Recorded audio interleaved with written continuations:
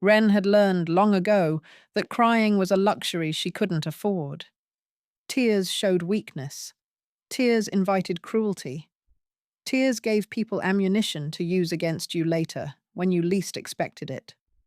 So she had stopped crying, had trained herself to swallow the hurt, to bury the pain so deep that even she couldn't find it anymore. For 8 years, ever since her parents had died and she'd been taken in by her aunt's household, she hadn't shed a single tear, until tonight. The great hall of Blackmoor Castle blazed with candlelight. Music swelled from the gallery above.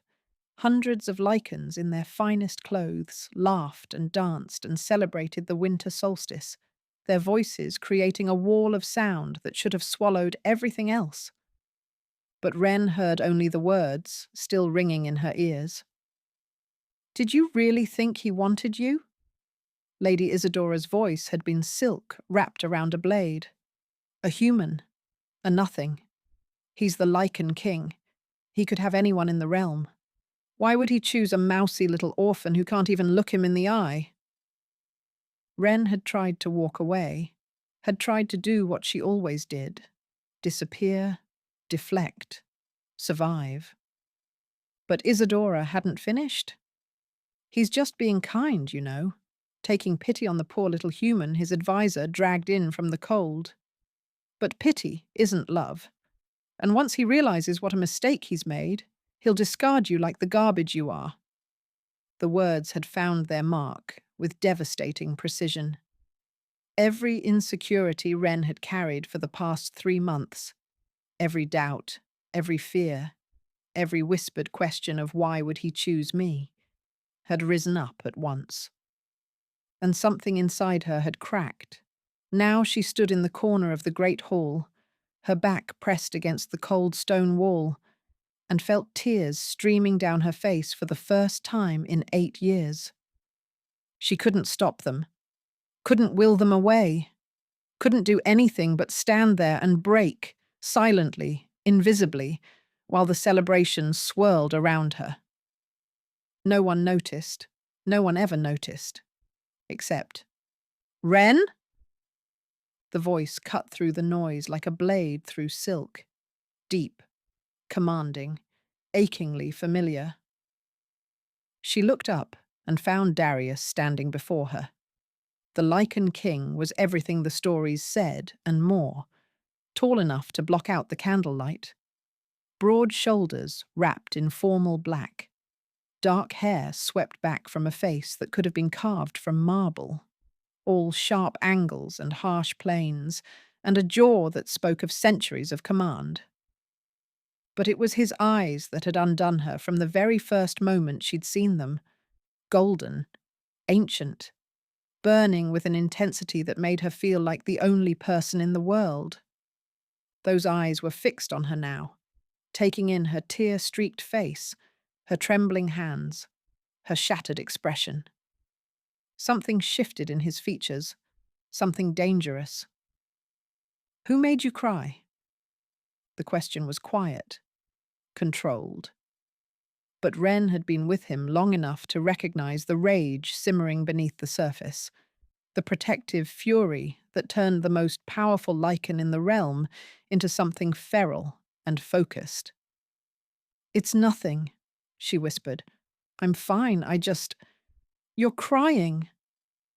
His hand came up to cup her face, his thumb brushing away a tear with devastating gentleness.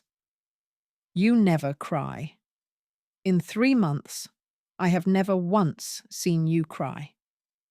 His golden eyes bored into hers. "Who did this?"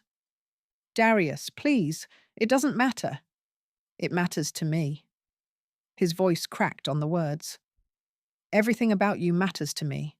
Your smiles, your laughter, your fears, your tears. All of it. Every piece of you is precious to me, and someone has hurt you, and I need to know who." Wren closed her eyes. She couldn't look at him, couldn't bear the tenderness in his gaze when Lady Isadora's words were still echoing in her head. He's just being kind, taking pity on the poor little human. She was right. Wren whispered. Who was right? About what? Lady Isadora. The name tasted like poison on her tongue. She said, she said you were just being kind, that you didn't really want me, that you could have anyone, and why would you choose? Her voice broke. Why would you choose me? Silence, heavy and terrible. Then Darius did something unexpected. He turned to face the great hall, the hundreds of celebrating nobles, the musicians, the servants, the entire glittering assembly, and roared. Who made my mate cry? The music stopped. The laughter died. Every head in the hall swiveled toward them, eyes wide, conversations frozen mid-word. Darius didn't wait for an answer. His golden gaze swept the crowd until it landed on Lady Isadora, who had gone pale as fresh snow near the wine tables. You! His voice was death itself. Come here. Isadora didn't move. Couldn't move, perhaps. She looked like a rabbit frozen before a wolf. Darius's lips curled back from his teeth. I said, come here. Two guards materialized beside Isadora, and she was escorted, half-dragged, to the center of the hall. She fell to her knees before the dais, trembling. My king, I don't know what she told you, but I never— Be silent! The command cracked through the air like a whip. Isadora's mouth snapped shut. Darius turned to Wren, his expression softening for just a moment. He extended his hand. Come, love. Stand beside me. Wren's legs were shaking. Every instinct screamed at her to flee, to hide, to disappear into the shadows the way she always had. But Darius was waiting, his hand outstretched, his eyes asking her to trust him. She took his hand. He led her to the center of the hall, positioning her beside him so that they faced the assembled crowd together. His arm wrapped around her waist, solid and warm and possessive. 3 months ago, Darius said, his voice carrying to every corner of the hall, I found my mate, my true mate, the woman I have been searching for since before most of your grandparents were born. He looked down at Wren, and his expression was so full of love that it stole her breath. She is not a Lycan. She is not noble. She is not powerful by any measure this court would recognize. Murmurs rippled through the crowd. But she is everything to me. Darius's voice hardened to steel. She is kind when the world has given her every reason to be cruel. She is brave when she has every reason to be afraid. She survived 8 years of mistreatment and emerged with her heart intact, her spirit unbroken. She is the strongest person I have ever known. Wren felt tears threatening again, different tears this time. And someone in this hall. Darius's gaze fixed on Isadora, still trembling on her knees. Thought it was acceptable to make her cry, to tell her that I don't want her, to suggest that my love is pity, that my devotion is pretense, that my mate is somehow unworthy of me. His voice dropped to something cold and terrible. Let me be perfectly clear. Wren is my mate, my queen, the other half of my soul. And anyone who insults her, undermines her, or causes her even a moment of pain will answer to me personally. He released Wren and descended the steps toward Isadora with the slow, deliberate grace of a predator. Lady Isadora, you made my mate cry on the night of the winter solstice. You made her doubt my love. You made her feel small and worthless and unwanted. He crouched before her, his golden eyes blazing. Give me one reason why I shouldn't tear you apart where you kneel. Isadora began to sob, ugly, desperate sounds that held none of the cruelty she'd shown Wren. Please, my king. I was jealous. I didn't mean— I never thought. You never thought I would find out. Darius's voice was ice. You never thought I would care. I'm sorry. I'm so sorry. You're not sorry for what you did. You're sorry you got caught. He rose to his full height. Lady Isadora of the Eastern Mountains, you are hereby stripped of your title and banned from Blackmoor territory for the remainder of your life. Your assets will be seized and donated to the orphanages of the realm, places where children like my mate once suffered at the hands of people like you. Gasps echoed through the hall. Take her away. As the guards dragged Isadora from the hall, her wails echoing off the stone, Darius turned back to Ren. The rage drained from his features, replaced by something raw and vulnerable. I'm sorry, he said quietly, for her ears alone. I'm sorry she hurt you. I'm sorry I wasn't there to stop it. Ren stared at him, this ancient king who had just destroyed a noblewoman's entire life because she'd made Ren cry, who had declared his love before the entire court, who looked at her now like she was the only thing in the world that mattered. You meant it, she whispered. Everything you said. Every word. He cupped her face in his hands. I love you, Ren, not out of pity, not out of kindness. I love you because you are extraordinary, because my soul recognized yours the moment we met, because I have waited 300 years for you, and I would wait 300 more. His thumb brushed away a fresh tear. You are not garbage. You are not a nothing. You are my everything, and I will spend the rest of eternity proving it to you. She kissed him. Right there, in front of the entire court, in front of every noble who had just witnessed Lady Isadora's downfall. She kissed him with everything she had, all her fear and her hope and her overwhelming, terrifying love. When they parted, the hall erupted in cheers, and for the first time in 8 years, Ren cried tears of joy. The aftermath of the winter solstice feast rippled through the kingdom like a stone dropped into still water. By morning, everyone knew the story. The Lycan king had publicly declared his love for his human mate. He had destroyed a noblewoman for making her cry. He had made it unmistakably clear that anyone who threatened Ren would face his wrath.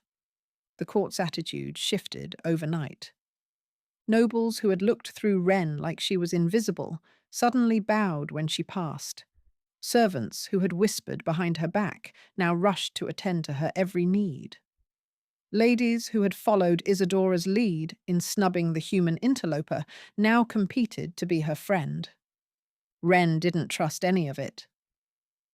They're afraid of you, she told Darius that evening, curled against his side in his private chambers. The fire crackled in the hearth, casting dancing shadows across the walls. They're not being kind because they've changed their minds about me. They're being kind because they saw what happened to Isadora. Good. Darius's arm tightened around her. Let them be afraid. But that's not... She struggled to find the words. I don't want people to respect me because they're terrified of my mate. I want them to respect me because I've earned it. Darius was quiet for a moment. When he spoke, his voice was thoughtful. You're right, he said. Fear is a poor foundation for respect. But Ren... He tilted her chin up to meet his gaze. You have earned respect. 100 times over. The problem isn't that you haven't proven yourself worthy. The problem is that this court refused to see it. Because I'm human? Because they're fools. His golden eyes blazed. They looked at you and saw a weakness to exploit. They didn't see the woman who survived 8 years in a household that treated her like dirt. They didn't see the kindness you show to everyone, even those who don't deserve it. They didn't see the strength it takes to keep your heart open after everything you've endured. Wren's eyes burned. Darius, I see you, he continued fiercely. I've always seen you. From the very first moment my advisor brought you to this castle, half-starved and shivering, I saw exactly who you were. And I knew that you were the one I'd been waiting for. She remembered that day, 3 months ago, though it felt like a lifetime. She'd been working as a maid in her aunt's household, and when her aunt had learned that the Lycan king's advisor was visiting the territory, she'd sent Wren with a tribute of goods. A delivery girl, disposable, forgettable. But the advisor had taken one look at her and gone pale, had rushed her to the castle without explanation, had brought her before the king. And Darius had risen from his throne like he'd been struck by lightning. I thought I was going to be executed, Wren admitted, when they dragged me into the throne room. I thought I'd done something wrong. You did. Darius's voice was rough.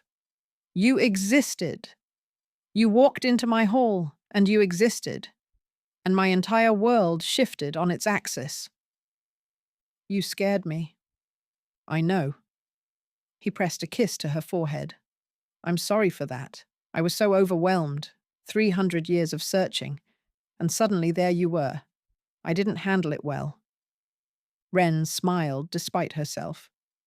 You told your entire court that I was yours, and that anyone who touched me would lose their hands.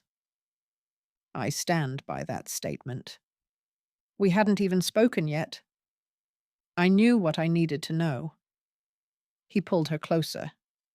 I knew you were mine. The rest was just details. The details, as it turned out, had taken time. Darius hadn't forced anything, hadn't demanded she accept the bond or move into his chambers or become his queen. He'd given her space, given her time to adjust, to learn about the mate bond, to decide for herself whether she wanted this life. And slowly, carefully, she had fallen in love with him. Not because he was a king, not because he was powerful, but because of the way he listened when she spoke, the way he remembered every small thing she mentioned, her favorite foods, her childhood dreams, the songs her mother used to sing, the way he looked at her like she was precious, even when she felt anything but. I love you, she said now, the words still new enough to feel strange on her tongue. I didn't think I would ever say that to anyone. I didn't think I was capable of it anymore. But I love you, Darius. His breath caught. Say it again. I love you. Again? I love you.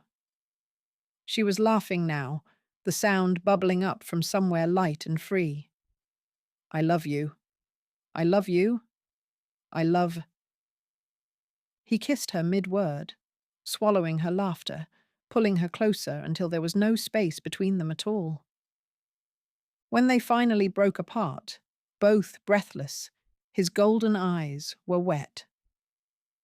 I have waited 300 years to hear those words, he murmured, and they were worth every moment.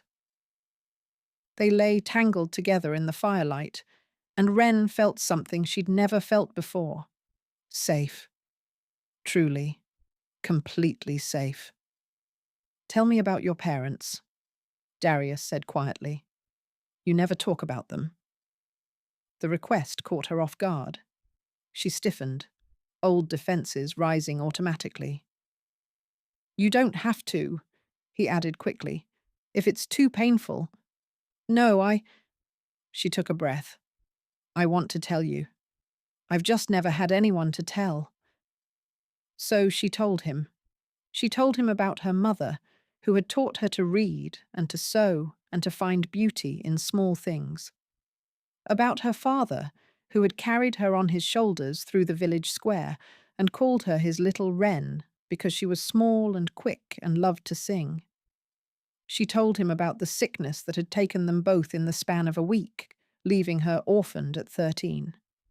About her aunt, her father's sister, who had taken her in but never wanted her. about the cousins who had treated her like a servant, the uncle who had barely acknowledged her existence, the 8 years of being invisible in a house that was never her home. "I stopped singing," she said, "after they died. I stopped singing, and I stopped crying, and I stopped expecting anyone to love me." Her voice cracked. It was easier that way. Safer. Darius held her through the telling, his arms solid and warm around her. He didn't interrupt, didn't try to fix anything, just listened. When she finished, he pressed a kiss to her hair. "Thank you," he said, "for trusting me with this. Thank you for wanting to know. I want to know everything about you, Wren. Every joy, every sorrow, every dream you've ever had." He tilted her face up to meet his gaze. "And I want to give you new ones, new joys, new dreams. A life so full of love that the old hurts fade into memory." "Is that possible?" she whispered. "After everything?" "I believe it is." His golden eyes were fierce with conviction. "I believe you deserve it. And I'm going to spend the rest of my life proving it to you." She kissed him again, softer this time, full of something that felt like hope. And somewhere deep inside her, in the place where she'd locked away the girl who used to sing, something began to stir. Weeks passed, and Wren began to bloom. It happened slowly, so gradually that she almost didn't notice. But Darius noticed. He noticed everything. He noticed the way she started walking with her head held higher, no longer shrinking into shadows when nobles passed. The way she began to voice her opinions at dinner, tentatively at first, then with growing confidence. The way she laughed more freely, smiled more easily, moved through the castle like she belonged there. Because she did belong there, she was starting to believe it. "You hummed this morning," Darius said one evening, finding her in the library where she'd taken to spending her afternoons. "While you were getting dressed. You hummed." Wren looked up from her book, startled. "Did I?" "A melody I didn't recognize." He settled into the chair across from her, his golden eyes soft. "You didn't seem to realize you were doing it." She thought back to that morning, trying to remember. There had been sunlight streaming through the windows. She'd been choosing a dress for the day, and she'd felt light, happy. And yes, she had been humming an old lullaby her mother used to sing. "I didn't realize," she said quietly. "I liked it." Darius leaned forward. "I'd like to hear more someday, when you're ready." The thought of singing, really singing, out loud for another person to hear, made her throat tight. She'd locked that part of herself away so long ago. The girl who used to fill her parents' house with music had died with them, and Wren had buried her deep.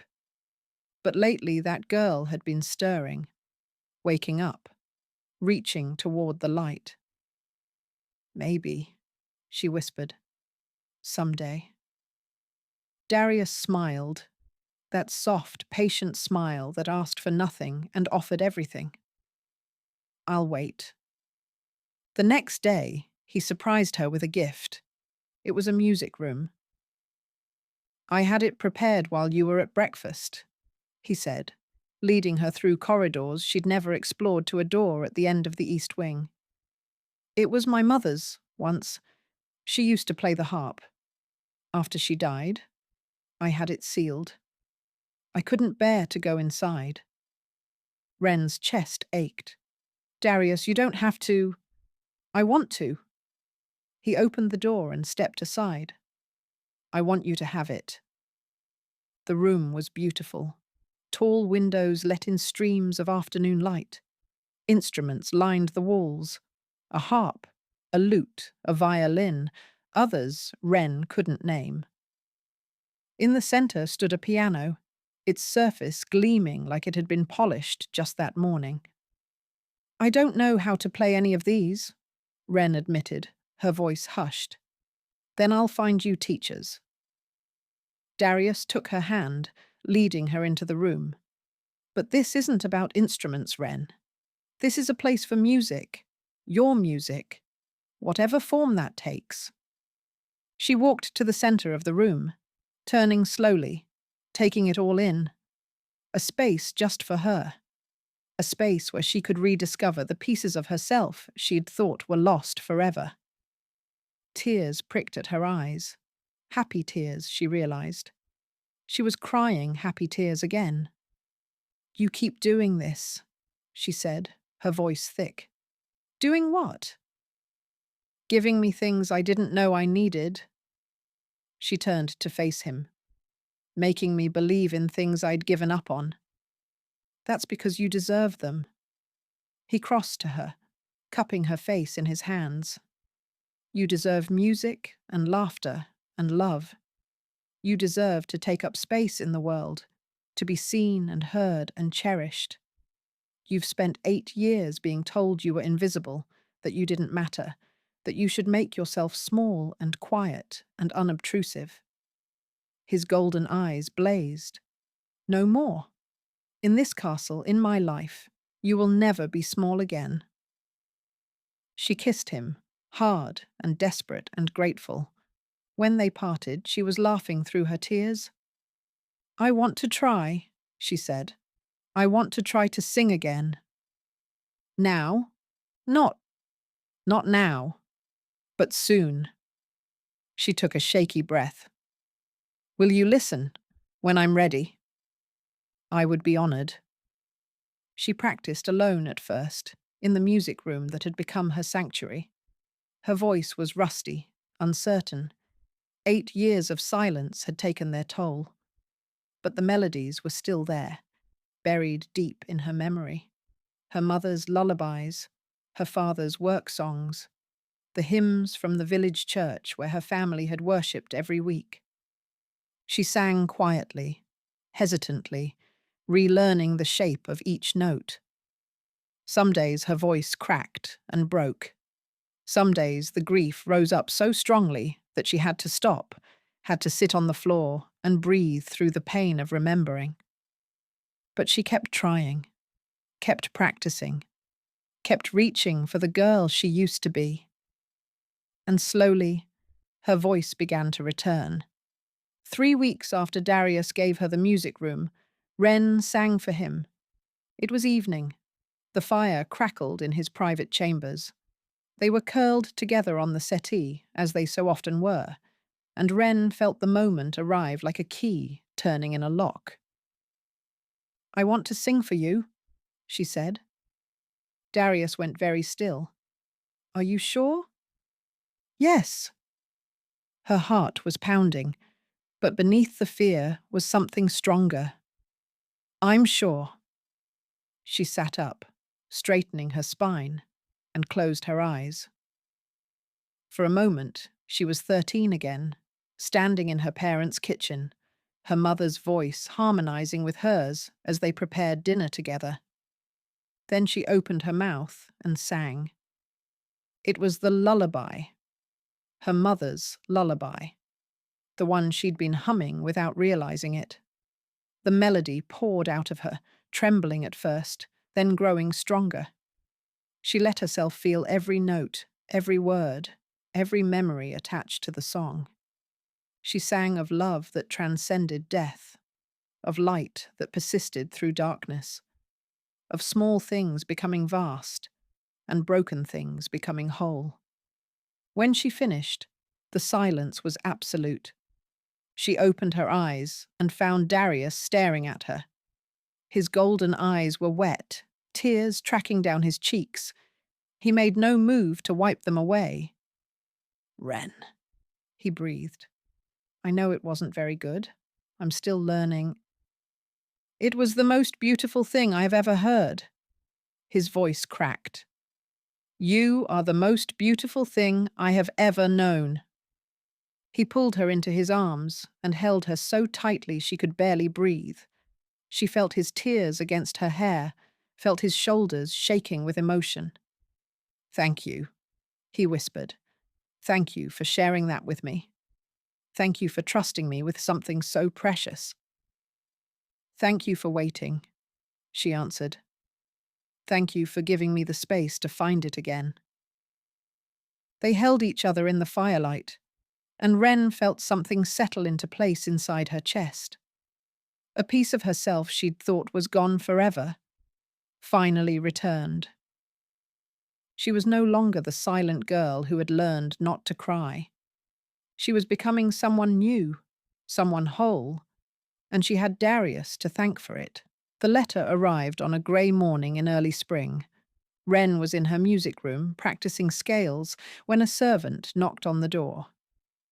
The young woman looked nervous. Everyone in the castle still walked on eggshells around her after the winter solstice incident. But she held out a sealed envelope with a crest Wren recognized immediately. Her aunt's house. "This came for you, my lady," the servant said.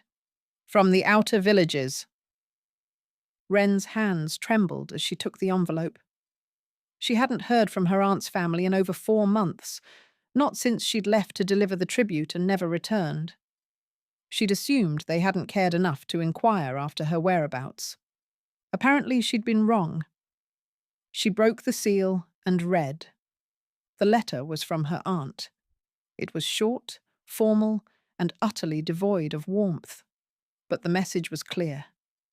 With Lady Isadora's downfall, word had spread about who exactly the Lycan king's mate was. And now, Wren's family wanted to reconnect. "We are overjoyed to hear of your good fortune," her aunt had written. "We always knew you were destined for great things. We would be honored if you would receive us at court so that we might celebrate your happiness together." Wren read the letter 3 times, waiting for something other than cold rage to surface. Nothing did. She was still sitting there, the letter crumpled in her fist, when Darius found her. "Wren?" He crossed to her immediately, concern etched on his features. "What's wrong? What happened?" She handed him the letter without a word. She watched his expression shift as he read, from concern to confusion to a fury so cold it made the air in the room feel thin. "They want to celebrate," he said flatly. "The family that treated you like garbage for 8 years wants to celebrate your good fortune. They want access." Wren's voice was hollow. "They don't care about me. They never did. But now I'm the king's mate, and suddenly they remember I exist. They're not coming anywhere near you." "I know." She looked up at him, and something hard crystallized in her chest. "But I want to see them." Darius went still. "What?" "I want to see them," she repeated. "I want to look them in the eye. I want them to see what I've become. And I want them to know—" Her voice cracked, but she pushed through. "I want them to know that they can't hurt me anymore. That I'm not the scared little girl they could ignore and mistreat. That I have a voice now, and I'm going to use it." Pride blazed in Darius's golden eyes. He cupped her face in his hands. "Then we'll bring them here," he said. "And you can say whatever you need to say. I'll be right beside you." "You don't have to. I want to." His jaw tightened. "I want to watch them realize exactly what they lost. I want to see their faces when they understand that the niece they threw away became a queen." Wren's eyes burned. "I'm not a queen yet." "You will be." He pressed his forehead to hers. "Whenever you're ready, however you want it to happen. But Wren, you've been my queen since the moment I first saw you. The ceremony is just a formality." She kissed him, fierce and grateful and full of love. "Send for them?" she said when they parted. "Let's end this." Her aunt and uncle arrived a week later, accompanied by Wren's two cousins, the girls who had spent 8 years treating her like a servant, a nuisance, an embarrassment. They were received in the throne room. Wren stood beside Darius on the dais, wearing a gown of deep violet silk that had been made specifically for this occasion. Her hair was swept up, adorned with silver pins. The mate mark on her neck was clearly visible, a statement, a declaration, a claim. She looked like a queen. She felt like one too. Her family approached the dais with expressions that cycled between awe and calculation. Aunt Margaret's eyes swept over the throne room, cataloguing the wealth, the power, the opportunity. Uncle Harold looked uncomfortable in his provincial clothes, clearly out of his depth. And her cousins, Petra and Lydia, stared at Wren with something that looked almost like resentment. Good, Wren thought. Let them resent me. Wren, darling. Her aunt's voice was honey-sweet, the same tone she'd used when visitors came to the house, and she needed to pretend she hadn't just berated Wren for some imagined slight. Look at you, a queen. We're so proud. I'm not a queen yet, Wren interrupted. Her voice was calm, steady. And you're not proud. You're opportunistic. There's a difference. Margaret's smile faltered. I don't know what you mean. 8 years. Wren descended the steps slowly, each footfall echoing through the silent hall. For 8 years, I lived under your roof. I cooked your meals, cleaned your house, cared for your children. And in all that time, you never once treated me like family. That's not... You told me I was a burden. Wren's voice grew stronger. You told me I was lucky you'd taken me in at all, that no one else would have wanted me. You gave me the scraps from your table and the rags from your wardrobe, and made me sleep in a room so cold I could see my breath in winter. Margaret's face had gone pale. Harold shifted uncomfortably. I was a child. Wren stopped directly in front of them. I was an orphan who had just lost everything, and instead of love, you gave me labor. Instead of comfort, you gave me contempt. You made me believe I was worthless, so worthless that I stopped crying, stopped singing, stopped expecting anything good to ever happen to me. Wren, please, Petra started. Don't. Wren's gaze snapped to her cousin. You were the worst of them, Petra. You and Lydia. Do you remember the things you said to me? The things you did? You made my life a misery because it was entertaining to you. Petra's mouth opened and closed. No sound came out. I used to pray, Wren continued, her voice quieter now. Every night, I used to pray that someone would see me, that someone would care, that someone would love me the way my parents had. She stepped back, returning to Darius's side. It took 8 years, but my prayers were answered. And it wasn't by you. She took Darius's hand, and his fingers intertwined with hers. Solid, warm, unwavering. You came here hoping to benefit from my position, Wren said, hoping that I would forget how you treated me or be too timid to hold you accountable. But I'm not that girl anymore. She met her aunt's eyes. I will never be that girl again. Margaret's face contorted. After everything we did for you. You did nothing for me. Wren's voice was ice. And now you will receive nothing from me. You are not welcome at this court. You are not welcome in this kingdom. And if you ever attempt to contact me again, you will answer to my mate. Darius's presence seemed to grow beside her, his power filling the room like a physical weight. You heard your queen, he said softly. Leave. Now, before I decide that banishment isn't punishment enough. The guard stepped forward. As Wren watched her family being escorted from the hall, Margaret sputtering protests, Harold pale and silent, her cousins openly weeping, she felt the last chain binding her to her past finally snap. She had done it.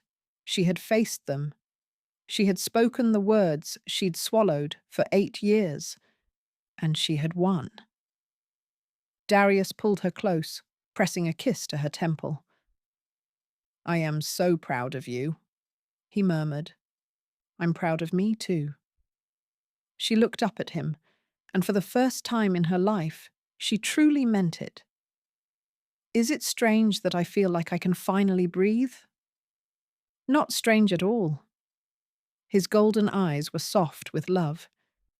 "You've been holding your breath for 8 years, love. It's time to let go." She exhaled, a long, shaking breath that seemed to release years of tension. And when she inhaled again, she felt lighter than she ever had before. The bonding ceremony was held on the summer solstice, 6 months to the day after the winter feast, where everything had changed. Wren had chosen the date herself, the longest day of the year, when light triumphed over darkness. It felt right.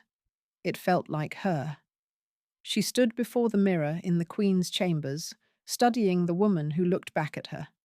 Her gown was gold, Darius's colour, but also the colour of sunrise, of hope, of new beginnings. Her hair was woven with wildflowers she'd picked herself from the castle gardens that morning. The mate mark on her neck, which had appeared the night Darius first claimed her, seemed to glow in the afternoon light. She looked beautiful. More importantly, she felt beautiful. "Ready?" The voice came from the doorway. Wren turned to find Mira, the head of the Queen's household, watching her with warm eyes. In the months since Wren had arrived at Blackmoor, Mira had become something like a mother to her, offering guidance, support, and the kind of steady affection Wren hadn't experienced since losing her parents. "I think so," Wren said. "Is it strange that I'm not nervous?" "Not strange at all." Mira crossed to her, adjusting a fold in the golden fabric. "You've already done the hard part. You've already chosen each other. The ceremony is just the world catching up to what you already know." Wren smiled. "That's what Darius said. He's a wise man when he wants to be." Mira's eyes twinkled.